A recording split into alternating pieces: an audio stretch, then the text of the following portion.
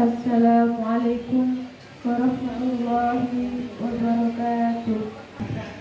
Waalaikumsalam warahmatullahi wabarakatuh. Dumateng Bapak Kepala Sekolah ingkang kinurmatan, Bapak Ibu Guru saha karyawan ingkang kula hormati lan rencang-rencang ingkang kula tresnani.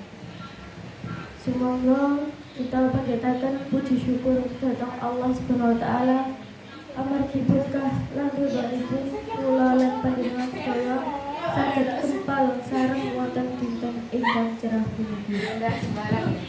Kula minangka wakil saking siswa kelas 11 atur perpisahan saking kelas 12 punika. Awit para kadang kelas 12 sampun kula anggap sadherek piyambak badhe milaraken pawiyatan punika. Nanging kados pundi malih bilih wonten pepanggihan tentu badhe wonten perpisahan.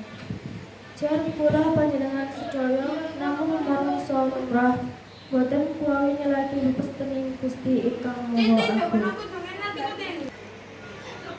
Kula kaliyan kanca-kanca ngaturaken matur nuwun amargi sampun maringi pengalaman sae ingkang saged dipuntindakaken kaliyan kula lan kanca-kanca.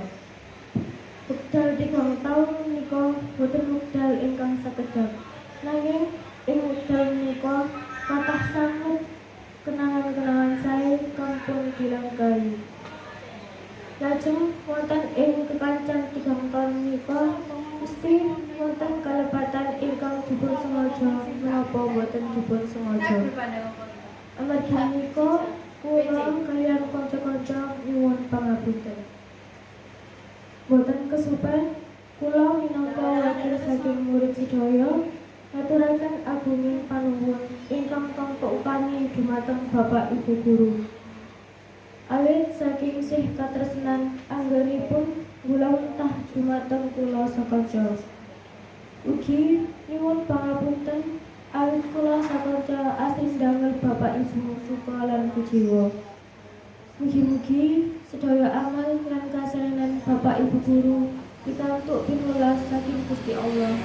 Saha tansah pinaringan kasarasan, kawilujengan lan katentreman. Pangajap kula lan kanca-kanca mugi-mugi sing pun diangsalaken ing pawiyatan punika kaliyan menapa ingkang sampun dinasehataken guru saged dipuntindakaken wonten ing saben dinanipun.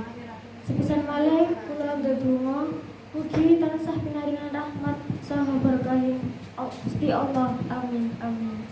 Wasana cekap semanten atur kula menawi kathah kalepatan atur saha salah bahwa ingkang boten meranani penggalih kula nyuwun pangapunten. Wassalamualaikum warahmatullahi wabarakatuh.